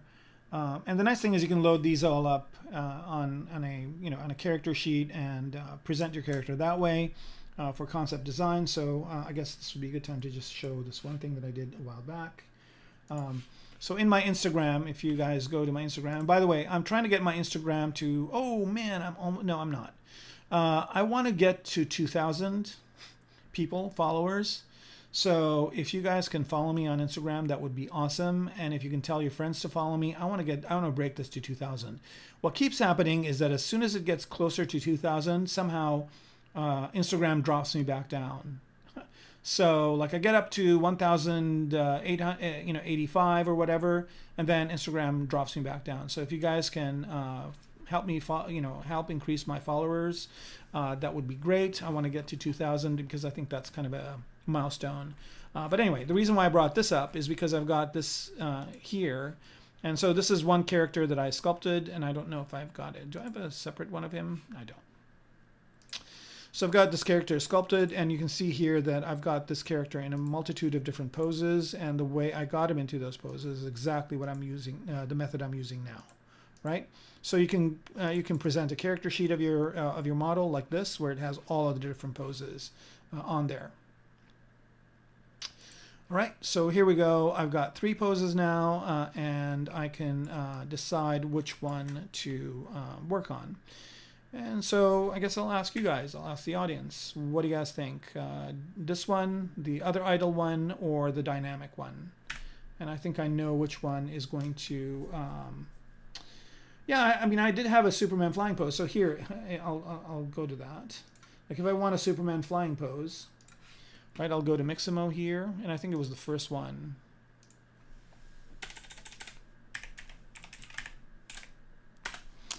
Right, so if I want a Superman flying pose, there it is, bam, and there she is, Superman flying. Right, the cat is back. Okay, so here you can see, if I had a cape or something, I could just add the cape on later, or I can use dynamics to add the cape. But yeah, there it is. There's a flying pose right there. Iron Man. This could also be an Iron Man flying pose, so it would work. It would work for that too. Okay, so the dynamic pose? Yeah, I've got one person saying the dynamic pose, so let's do that one. That's fine. I'm going to quick save this one too, by the way. And while it's saving, we can watch more of the flying character here.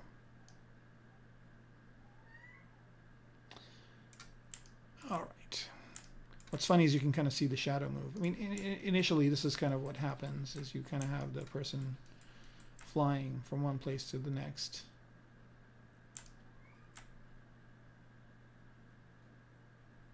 Right, got a little bit of animation here, but let's flip back over to over here. So that's saved. So now we'll just go ahead and load in the dynamic one. Everybody liked that matrixy kind of jumping pose, so we'll go ahead and do that. It is saved, but let's go ahead and not save the changes and load that up. Oh, one person likes the idle one. Well, the good news is I've got all 3, right? I mean, that's what's the great thing about this, is like I've got 3 poses to work with, 3 compositions I can do for this character. But let's, the dynamic one's pretty cool. Oh, how do you find my Instagram site? Good question. Thank you. So basically, the best way to do it, easiest way to do it is if you want to remember me or remember my website or whatever, you just have to remember these 7 letters. Kermaco, that's kind of what I go by. So if you remember Kermaco and go to kermaco.com, it's got all of the links to my socials. And also on Instagram, I'm at Kermaco. So you can go to at Kermaco, right? So at Kermaco is where my, that's Instagram.com/Kermaco, or if you just do a search for at Kermaco or Kermaco, you can find me on there. Okay, so here is the dynamic pose. There it is, and yeah, that's cool. So let's just do a quick composition. And suppose I want to do this in ZBrush. So I'll just kind of keep it in ZBrush. There it is, and what I'm going to do here is let's load in a space background. So we'll go to lighting here. Let's turn on another light here. Let's turn on a light in the back. So actually, I kind of like that light being right there. So, but I want it to be darker blue, space blue. There we go. Is that bluish? It seems a little purplish to me. Let's make it more blue. There we go. A space blue light. I'm going to add one more light here. And this one is going to be that lighter blue light. I should have just used that. It doesn't matter. Okay, there we go. Bam. And this one, I want it to be in the back. So it's going to be more of a...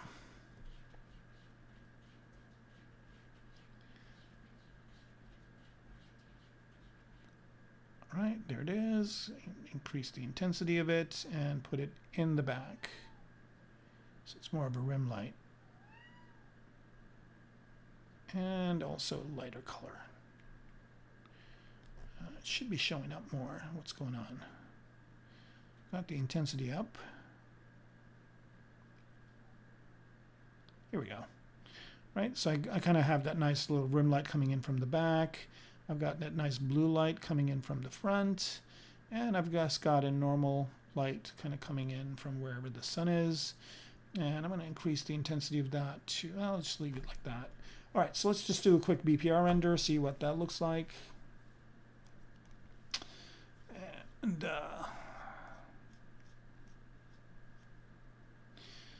that's not bad. I kind of would like to see her face. So I'm going to kind of turn her around a little bit this way.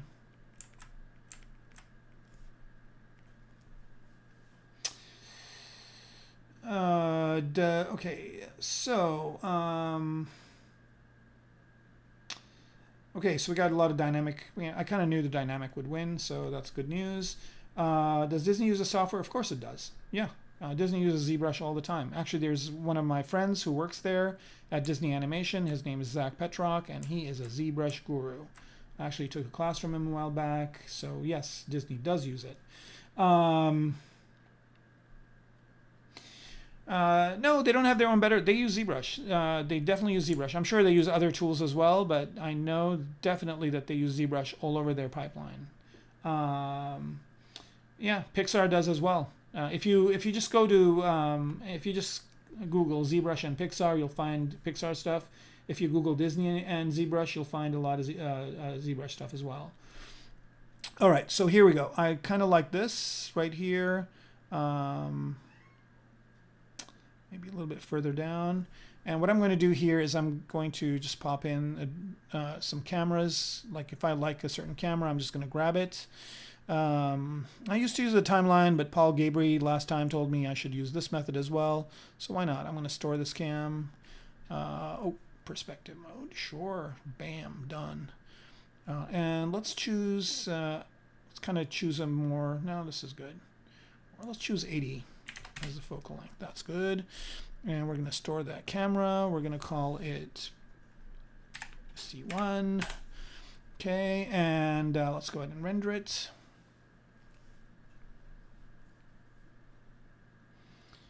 See what that comes out like. Perfect. Okay, so we're happy with this more or less. There are some things I think could work better, but I'm going to forego them. All right, I'm going to play around with the light a little bit more. I'm going to have the light be more up here, which means it's going to take a little bit longer to render the shadows, and I'm going to make the intensity of the light as 1. Let's see what that looks like. All right, I'm getting, you know, I have to do a little bit of this with the lighting just to get it right. There it is. That looks good. Now, of course, the costume and everything, this is not going to be what I am going to end up with. This is just temporary colors. But right now I'm just doing a test render just to kind of, you know, I mean, I could do the lineup, but I can also do a test render just to kind of show, you know, kind of a composition of it before I go into Keyshot and spend time in there. Okay, so there's that. The other thing I want to do with lighting is add a background. So let me go ahead and import a texture here. And let me find, I've got some space textures, projects. I did a stream where I did a spaceship, and I had a bunch of nice background textures for that. So let's go ahead and find one of those. That's neat. But let's add a planet. Why not? Let's see what that looks like. Okay. Texture. Let's see if the planet one will work. Kind of does not. Let's move it around. There we go. Oh man. What a place to cut it off, but I can maybe move it, tilt it. Nope.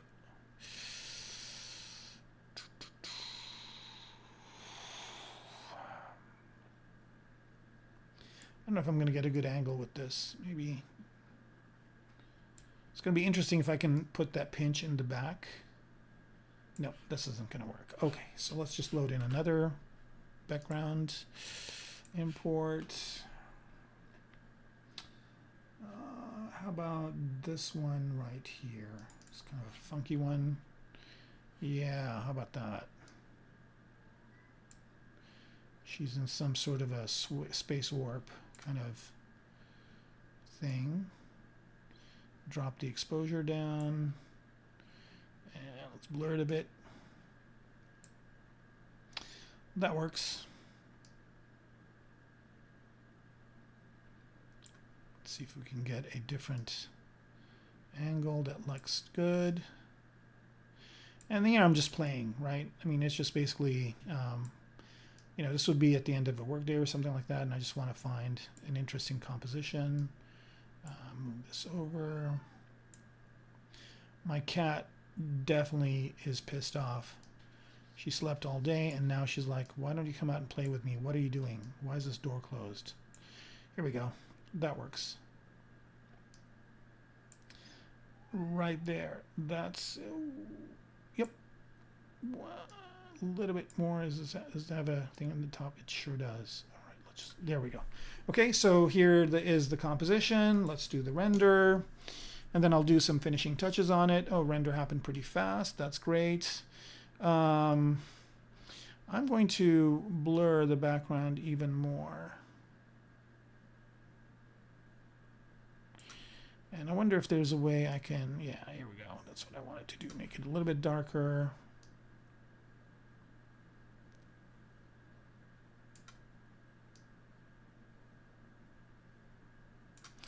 There we go. Okay. So let's say this is going to be the composition, and then I can do some other things with this as well. Let's go ahead and go into the render settings, go to filters, and let's add a little bit of a blur to it, some kind of a depth of field effect. I learned how to do this recently, and it's actually really nice. So I'm going to blur this all the way. Let's add a radius of 9, and then depth A is going to be over here, and then depth B is going to be kind of in the back.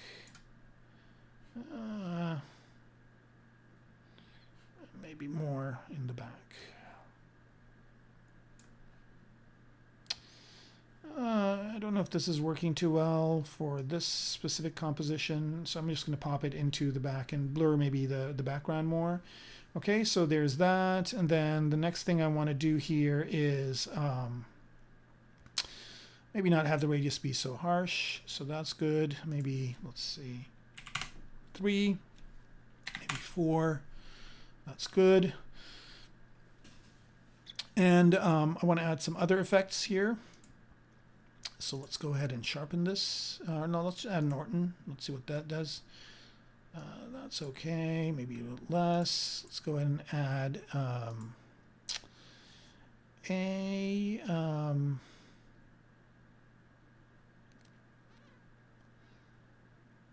think this is okay. I'm going to add an outline edge. Get some interesting edge outlines here, and I'm going to go the other direction. There we go. That's not bad right there. And I'm going to have this also do the inner cavity, maybe not the inner cavity. Let's see what nope, just the outer cavity, and have a bit of a fall off so it's not so intense. There's that. And other things I can do here is I want to sharpen this a little bit.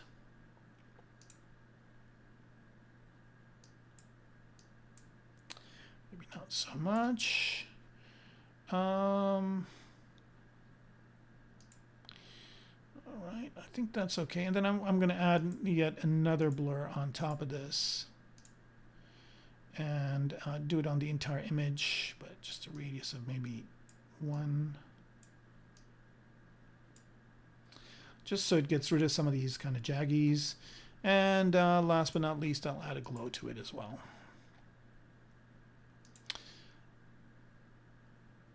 All right, how much of a glow do we want? around. Increase that radius. That's a bit too much. Maybe about 1. Maybe not so much of a glow. All right, so there we go. We've got our composition. And so I can just go ahead and export this out as a render. And that's going to go in here.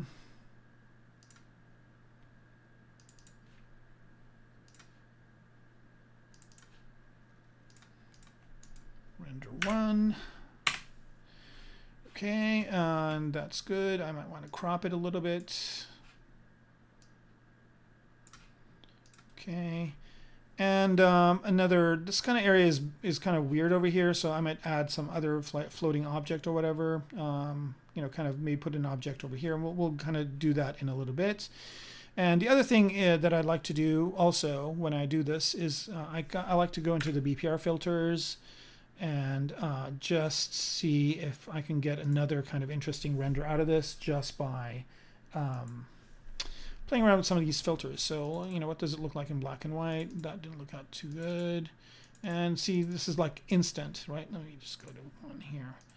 Just instant preview of a, you know, that kind of looked interesting, kind of like a comic book cover. It fixed my issue over here by making it all dark. Here's an outline of it. Here's another one. You know, kind of this type of a sketch.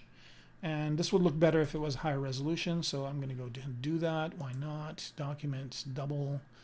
Let's double that res. Where are you? Double. Yes. Double that, cleared out. And I have my camera stored, so I can just bring that right back in. And let me just do this AA half with this. There it is. And there is my camera. Where are you? There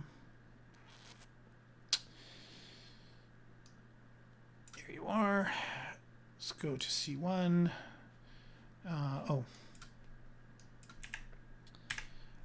right, and let's go to camera 1. There it is. Shoot a render. When the document size is bigger, and why I'm doing that is because this looks much better if you have a larger document size. So there it is. You can see here that it looks like that. Here's another render, okay, which kind of looks more like a charcoal drawing. Let's see what it looks like that. So I'm just basically going through the different iterations here to see if there's something interesting that I can use. I like this one, but I don't know why they chose this acid green. It's kind of a cartoony looking thing. You can change the color, by the way. Here's this one, which looks more painterly. So there's quite a few of these. Here's what it would look like as a watercolor or an oil painting, let's say. And again, if I made the document bigger, this would look even better. Here's this one, pixelated view. And there's quite a few on here. So I usually kind of like playing around with these a little bit too when I do render, just to kind of get... here we go. Wow, look at this one. That's awesome right there. Bam. Let's save that. Maybe I'll put this on Instagram tonight. Export. And all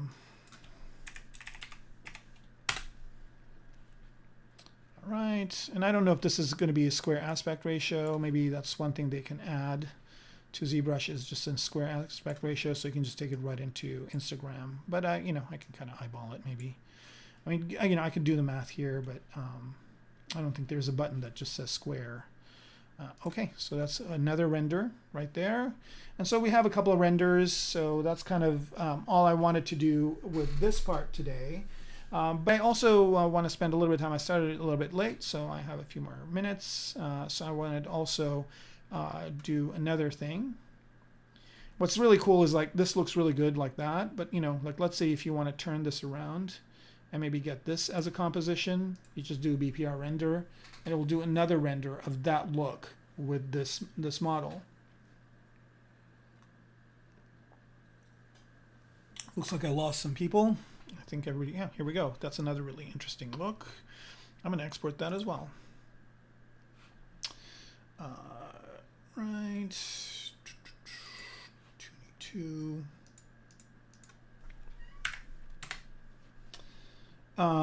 Can you import or export to Poser? You know, I used to use Poser a long time ago, but I don't know. I think the stuff in Poser, that's kind of a different audience. But yes, you can. You know, you can use FBX or OBJ to import out of and export out of Poser. Definitely. Okay, so I just wanted to do another save here, and I'm going to do a quick save as well. And then, yeah, I think Poser is Daz, right? Isn't Daz Poser? What Poser is what Daz is called, or Daz is what Poser is called now? I don't know. I used to use Poser like back when it was, there was a company called Meta Creations that owned it. Talk about companies that are no longer there. Man. So there was a company that like bought a lot of these CG software companies. Painter was part of their portfolio. I think they were called Meta Creations. And then eventually, I think they kind of, some other company bought them and sold them off. All right. So now that that's done, let's go ahead and in quick save bring this kind of T-pose that we had back. Ooh, should I save changes? I did save it. All right. So now, oh yeah, Smith Micro owns them now. That's correct. But it used to be Meta Creations before. I don't know if there was even a step between those two, but yeah. That's a whole other world. You know, you get all the costumes and the, and it's getting better over time. Another really interesting project, I don't know if you guys have seen it, is MetaHuman. MetaHuman is really amazing. Let me see if I can go to it. MetaHuman. I don't know if it's something. Oh, here we go. Unreal Engine. Here we go. I don't know if I need to go to it in Unreal, but it's pretty amazing what MetaHuman can do. You can create some really interesting characters in it. But I don't know if you can export those out or what you can do, but you guys might want to take a look at that as well. All right, so let's just go to this other thing I wanted to show you, and I'll end the thing. My cat is just not having it. It's so wild. Like the first time she just meowed once and she was done, but this time she's like, no, I want in there. I want to come in and mess up what you're doing. Okay, so here I want to create some accessories for her, some like space stuff that she uses. Maybe she's building stuff or she's got some stuff with her. And for that, I bought this grenade set recently. But I don't want to use grenades. I don't want this to be a kind of a combat character, but I want to use, and I already did that with one of the pieces here, where I changed it. So this piece right here, I'll solo it out. Started out as a grenade, but now it looks like some sort of a canister or some sort of a space object that she can use. So I can just copy that, and I'll show you guys how to do one of these, and then we'll call it a day. So I'm just going to copy this and paste it in with her. Not that one, but this one. Not solo, but okay, so paste. And so now, I mean, this object could be something that, you know, she uses, and I could resize it as well. I think symmetry's on it. Yep. So she can just, you know, I can just move this over somewhere, and maybe it's something that kind of attaches to her belt, or attaches to this magnetic pocket area that she's got. Maybe it's a little bit bigger. Right, so it's just like I'm going to be making a bunch of accessories, and if this was a toy or something like that, it would be, you know, some MacGuffin or something that she would have to kind of place on the spaceship. So the way I made those, and I'll do another one, is let's see, which one should I pick? This one kind of looks interesting. This one looks interesting too. Let's pick one. Something that looks less like, yeah, let's say this one. Right here. All right, so I'm just going to solo that out and put it in the center. Okay, so the first thing I want to do is I want to remove this pin, and instead of removing the pin, what I'm going to do is just mirror it from one side to the other. So let's do a mirror and weld X, and that got rid of the pin. Now I've got basically the thing mirrored. Now, these grenades are really not good topology, right? They're kind of, I think they come from a CAD program or whatever. They've got all this wonky stuff on them, but that's fine. I can still do quite a bit of stuff on here without needing to get it into better topology. So the first thing I'm going to do is use this extender, and I want to extend it from here. So I want to make this part taller. So maybe this is some sort of a gas canister or something that she can use. So it's starting to look less like a grenade already. And let's see here, turn polyframe off. And I'm going to do another thing here where I extend it out this way as well, but it's not centered. So I'll center this over here. Shift centered it, by the way. And so now this is kind of another shape like this, right? And I want to do one other thing here. And let me see if I've got subdivision levels. No. Let's add some subdivision levels with the extender. I'm going to add some subdivision levels this way. And I'm going to add some subdivision levels. Oops, that's not what I want to do. Where are you? And add some subdivision levels this way. I just want to create some geometry in here. And then I'm going to use another one of these. So I'm just going to go ahead and accept this. All right, I'm going to go let the cat in. She's obnoxious. Maybe she'll jump up on the table and say hi. I'll be right back. All right. She runs right in. All right, so another thing I'm going to do here is I'm going to go ahead and use this project primitive component. And so let's see what that looks like without. Okay, so now you can see here that I have that original shape, but I'm projecting this kind of spherical object into it, and maybe bring it out this way and extend it out this way. And by the way, I can do a lot of other things with this as well, but I'm just going to use this kind of method here to do that. Right, so this is kind of another type of feature. And there are all these cones, they do different things. One of them here, I think I'll try that, is the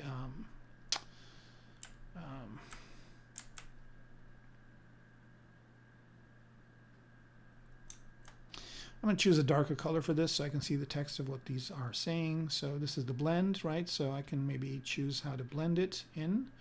And then this is, accepting it. The cat did jump on the table. Come here, do you want to say hi? Nope. She's going to knock one of the lights over. She's looking at what kind of trouble she can get into. And also, like, if I don't like this kind of roundish part over here, I can just flatten it out as well. So that looks cool. That's kind of a neat little feature. And again, I'm doing this with a CAD type object, and I can do this on both sides. So I'm just going to hold shift and bring this in. Here she is. Hey, say hi. Say hi to the fine folks. Nope, she wants down. All right, go down. She's like, you should be done with this by now. It's time to feed me or, play or whatever. All right, so there, so now I'm basically creating this type of a look, right? And I can move this around on here. Okay, so there we go. Now I've got kind of a completely different shape. I start out with a grenade, but it doesn't look like it anymore. So I've got another thing that I can attach to her, and I basically will be bringing in kit bash parts and creating a lot of these types of accessories and things that she can use. So we've got one more episode of this character, and that's going to be in a couple of weeks. So Friday nights when I stream. And in that one, what we're going to do is now I'll have a bunch of accessories made for her. And what we're going to do at that point is just do some decals on her and then load her into KeyShot and do a render. So we're going to be doing texturing and rendering next time, and then we'll be done with this model. After which I will take a little bit of a hiatus and then come back and we'll do another project after that. I haven't decided what I'm going to do yet. I'm kind of leaning towards doing a motorcycle, but we'll see. So with that, I want to thank you all for tuning in live. I want to also thank you all that are going to watch this after the fact.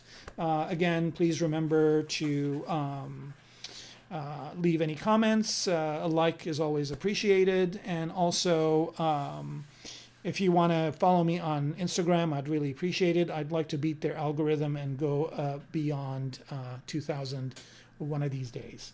So thanks again, and happy